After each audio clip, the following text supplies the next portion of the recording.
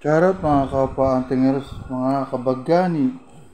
Ito po ating tunghayan ang mutya ng white leklay o snow white crystal leklay. Yan po. Tunukla po siya sa isang sagradong kuweba.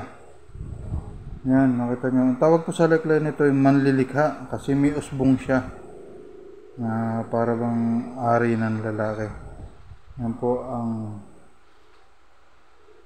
mutya ng leklay, ng crystal leklay. Yan po yung matigas. Yan po ito, lagaring bakal to. Ating kawawa po ang talim ng lagari. Parang inihasa lang.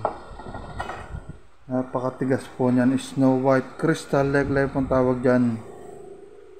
Maganda po yung pandepensa para sa mga naglalakbay po, pangkaligtasan. Yan, panghalina rin po to. Ginagamit rin po to sa gayuma at sa mga gamutan, pantaboy ng masamang espiritu. Ito pong snow white crystal leklay. Yan.